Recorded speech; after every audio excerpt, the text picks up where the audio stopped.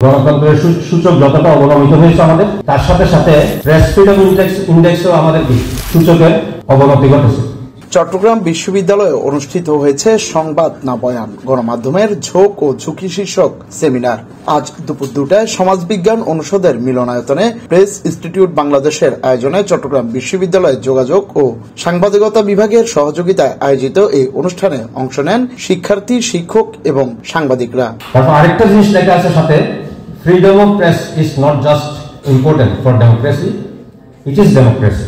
বিভাগীয় সভাপতি রওশন আক্তারের সভাপতিত্বে অনুষ্ঠানটি সঞ্চালনা করেন সহকারী অধ্যাপক আর রাজি। অনুষ্ঠানে প্রধান অতিথি ছিলেন চবি উপাচার্য ডক্টর মোহাম্মদ ইয়াহিয়া আক্তার। প্রধান আলোচক হিসেবে ছিলেন পিএবি মহাপরিচালক ফারুক ওয়াসিদ। এছাড়া আলোচনায় অংশ নেন অধ্যাপক ডক্টর মোহাম্মদ মোর্শেদুল ইসলাম এবং কবি বুদ্ধিজীবী রিফাত হাসান। কিভাবে বলছেন আমি ছাত্রদেরকে টেকনিকটা শেখাই যে কিভাবে সমাজবিজ্ঞানের ভাষা আপনারা ব্যবহার করবেন যখন লিখবেন। এ সময় বক্তারা গণমাধ্যমের নিরাপত্তার সংকট, দায়িত্বশীলতা ও বস্তুনিষ্ঠ সাংবাদিকতার প্রয়োজনীয়তা এবং ফেস্টির শাসনামলে গণমাধ্যমের অপব্যবহার নিয়ে আলোচনা করেন। তারা দলীয় সাংবাদিকতা পরিহার করে জনগণের পক্ষের সাংবাদিকতা করার আহ্বান জানান। এই দুর্গ নগরে যারা বসবাস করে তারাও এই দুর্গ মানসিকতার লোক।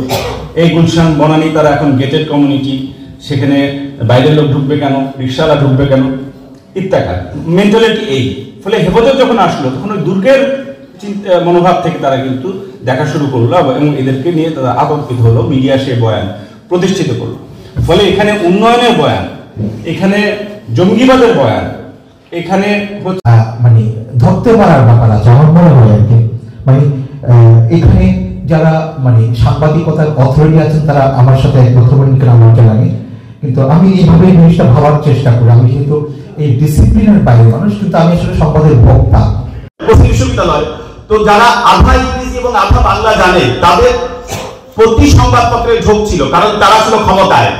এ সময় গণমাধ্যমকে ঝুঁকি নিয়ে সংবাদ প্রচার করতে উৎসাহ দিয়ে বক্তারা বলেন, গণমাধ্যমকে এমনভাবে গড়ে তুলতে হবে যাতে ভবিষ্যতে কোনো ফেস্টির সরকার গণমাধ্যমকে ব্যবহার করে ক্ষমতায় টিকে থাকতে না পারে। এখানে তারা বরঞ্চ প্রশ্ন করা। Desk report, Chattogram news.